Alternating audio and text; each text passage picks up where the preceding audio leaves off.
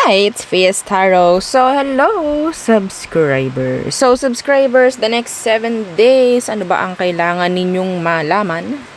So, again, this is only for our subscribers. No, yung nakasubscribe po sa FB page po natin. So, the next 7 days, let's see. Agad-agad. So, sa mga gusto na makasali, dito sa ating reading every Saturday. Okay, and ang title subscribers read. Kailangan nyo pong mag-subscribe. Okay, so sila lang po ang binabasahan dito. Okay, hindi po yung mga, syempre, merong naka-follow, merong mga napadaan lamang. So, hindi po tayo kasali dito. No? So, kung ikaw po is nakapag-subscribe na nung nakaraan or kanina lamang, mga ganyan, kasali ka dito. Okay? So, yeah. Ang requirement, kung manonood ka ng subscribers reading, is dapat nakasubscribe ka po sa atin pong FB page. Okay? So, yeah. Yung tarot na ito po ay ginagamit ko lang sa private reading. Hindi po sa all signs, hindi sa individual zodiac. Okay, so yeah. Let's see next 7 days ng mga nakasubscribe. The next 7 days.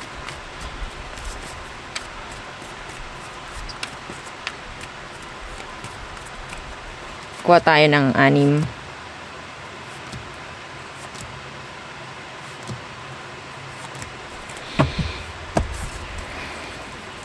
Okay.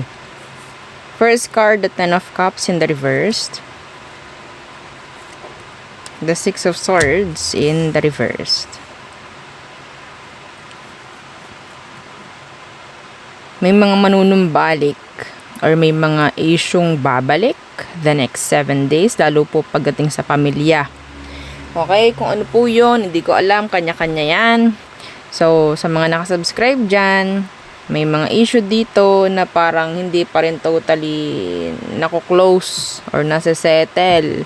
Babalik na naman the next 7 days. Okay, family. Yeah, sa loob lang po ito ng family nyo. Kung ano man. Okay, next, lovers.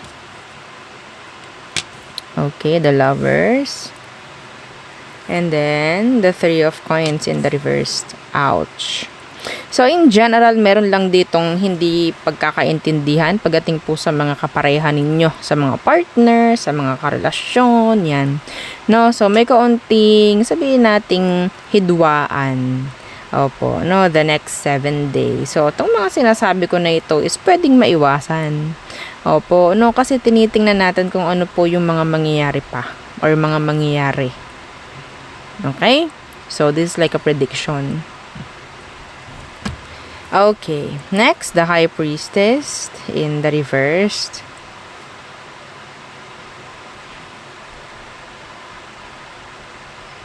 Some of you po, meron na pong ipapakilala sa pamilya ng karelasyon. The next 7 days po yun, ha? Okay, pwedeng may makakita sa inyo, pwedeng ipapakilala mo. Parang ganyan. Sabihin natin hindi ito planado. Yeah, hindi ito planado. Pero, yes, I think, kung sino man po yun, yung makakita sa inyo, medyo, yung energy niya, or sabihin natin, yung tingin niya sa inyo is parang, ayaw niya. I'm sorry, pero I have to say that. Okay? And, ito pa, merong rumors akong naririnig, merong magsasabi ng ganito, ganyan, and I think, ito ay lalabas na parang pagsusumbong. Uy, nakita ko si ganito. Uy, nakita ko si ganyan. And itong taong ito is merong galit sa'yo. Or may issue. Hindi ko alam kung bakit. Okay? Yeah, rumors. And may chance po na, siyempre, rumors, may dagdag bawas. Okay? The Ace of Swords in the reverse. So, the next 7 days, may chance rin po na merong mga pagdating sa workplace, sa employer mo, sa pinagtatrabahuhan mo, may chance po dito na merong babalik muli rin na issue. Okay, tulad ng nakita ko dito sa isa. Sa ating unang baraha, the Ten of Cups in reverse, this could be family or meron din ditong in general, malulumbay lang. Merong mga magpapaalala sa'yo na magbibigay ng kalungkutan the next 7 days. And ayoko nang bungkalin yun. Okay? Ayoko nang bungkalin. So, yung iba rito, be careful who you trust the next 7 days. Kasi hindi po lahat ng magsasabi sa'yo, sasagot sa'yo, magbibigay ng clarity or what, totoo. Okay, be careful. Maging, alam niyo, mapagmasid, mga ganyang bagay, maging mapanuri. No? Oo, and double check. I'm hearing the word double check. Okay, kung ano man yan, hindi ko alam. So, let's see next. For our subscribers, the next 7 days. Para itong private reading mo. Yeah, para itong private reading ng mga subscribers. Okay? The next 7 days. Diba? Linggo-linggo meron kang reading. Oh, yes. So, kayo po ay mag-subscribe na. Diba? So, ano pa? Kada Sabado po ito, ha? Okay.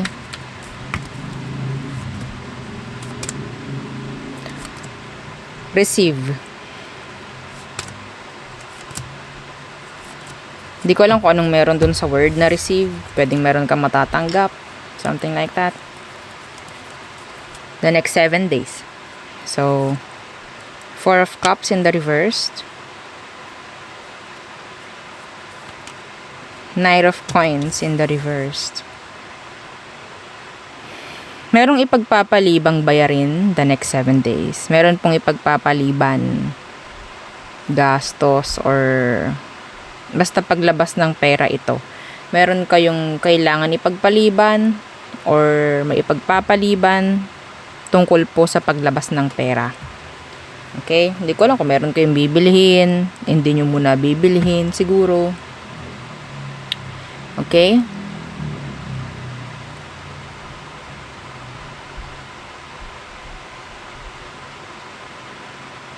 Meron pong mami-misplace.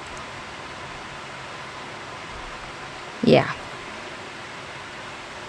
Kada magre-reading ako, ang kate ng ilong ko. So, King of Wands. Again, the Ace of Swords na naka-reverse na naman.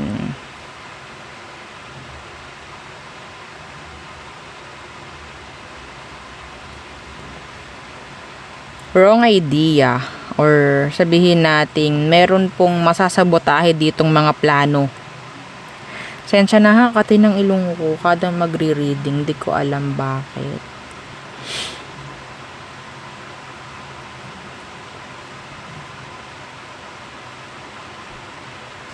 Be careful sa isang fire sign, Aries, Leo, Sagittarius, because some of them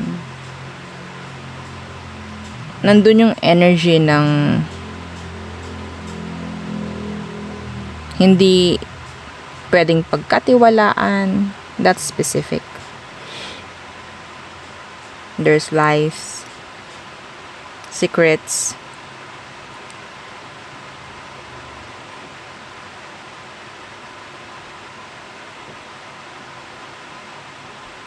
meron pong mapepending or marireschedule the next 7 days. Mga nakaplano po, pwedeng mapending, pwedeng madelay the next 7 days.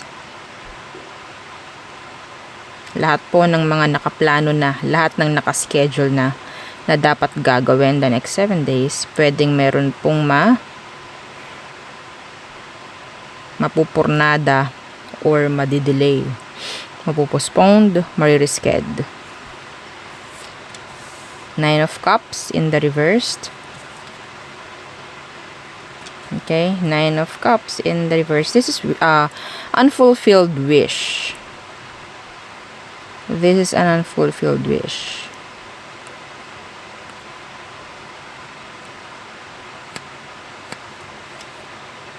Five of Coins.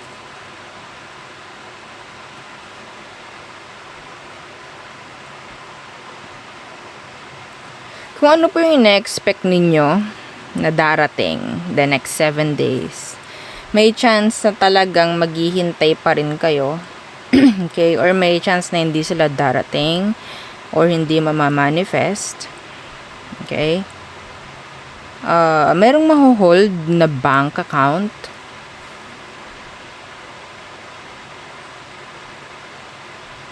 Transactions, payments.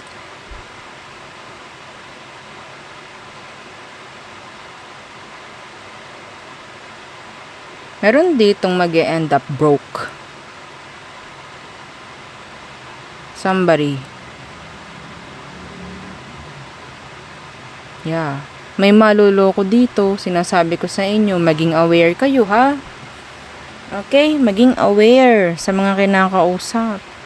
Online man yan or hindi. Okay? And I think, kawawa kayo dito.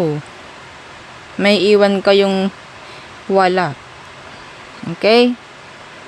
So, madalas sa mga subscribers ko, nakikita ko na sabihin kong into investing. Okay? Into, sabihin nating maganda ang trabaho. Okay? Alam ko yan. Kahit hindi ko kayo kilala, isa-isahin. Okay po.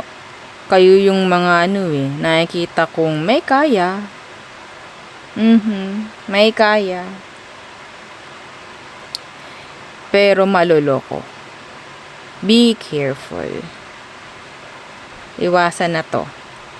Okay? Itong mga ganitong energy, wag ninyong baliwalain. Gabay ito.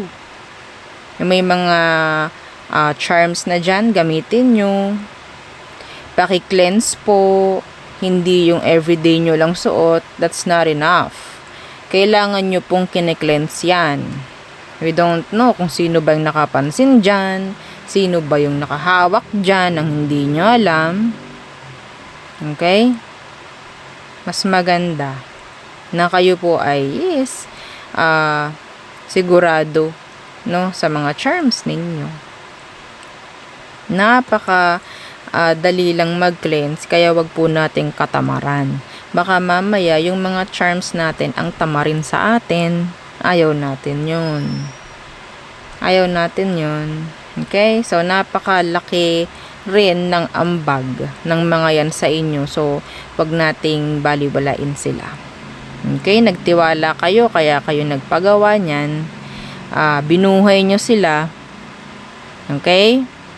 Kayo ang bumuhay dyan, kayo nagpagawa, so alagaan po. Kayo din like sila din yung puprotekta sa inyo. So, puprotektahan mo sila, aalagaan mo sila, ganun rin po ang gagawin nila sa inyo. Okay? Kung pinababayaan nyo, hindi nyo nakikleanse, ganito na lang, okay na to. Okay na lang din sa'yo. Ganun po yun. Okay? So, kung paano mo sila alagaan, ganun ka rin niya aalagaan. Marami kasing nakakalimot na Marami nang nakakalimot. No? So, hindi porke may mga charms tayo is okay na. Wag tayong ganun. Wag ganun ang mindset natin. Okay? So, be careful ha. The next 7 days, hindi tayo medyo safe. Lalo na po sa pamemera. Ha? Okay po. Ang dami nyong katransaksyon. Oo, piliin po. Ha, kung sa tingin ninyo kung sino ba yung dapat. Hindi yung, okay, sige, parang maganda to. Tapos alam nyong may charm kayo, no? Hindi ganun. Na? Makiramdam din. Makiramdam din po kayo. Okay. So, the next 7 days, sa person mo naman. So, the person on your mind, subscribers, who is this? The next 7 days, anong magiging ganap? Sino ito?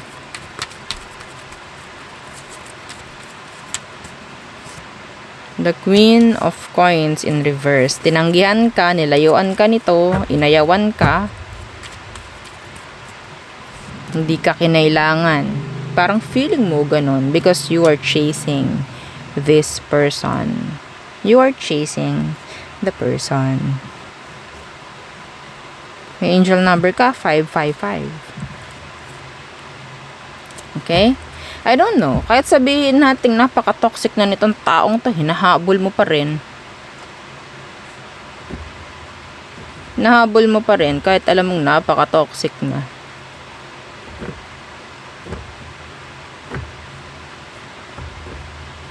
Sumasaludo na ata si Satanas dito eh. Sa sobrang kasamaan. Ha? Binibigay na yung trono niya dito sa taong to. My gosh. So, anong meron? Anong kailangan mong malaman?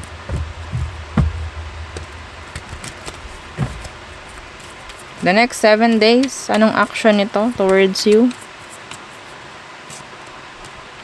The Queen of Swords in the reverse. Some of you, pwedeng same gender po kayo nito. Ha? Queen of Swords in the reversed. Gagamitin na naman ang iyong emosyon laban sa sarili mo mismo. Okay? So, here they come with their lies. Okay? Gagamitin itong emosyon mo laban sa'yo. Ipaparamdam sa'yo ng taong to na ikaw lang ang may mali. Ipaparamdam sa'yo ng taong to na kailangan mo siya kahit alam mo na, napaka-ano niya. Ipaparamdam sa'yo ng taong to na, siya yung kailangan mo. Huwag kang papasilo, o diba? Oo, huwag kang yung tawag dito, magpapaloko. Okay? Mahirap kasi kapag emosyon ang dinali, emosyon mo ang sinagi, yan na. Ang hirap dito, hinahabol mo pa. Hinahabol mo siya ngayon. Gustong gusto niya yan. The next 7 days, may chance po itong kawawain ka na naman. Yes.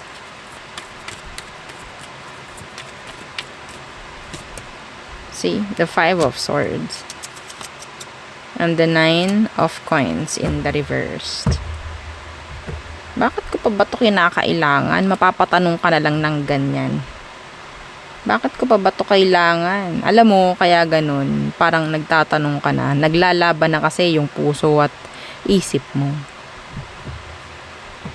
Ganun po yun. Okay? You're too tired.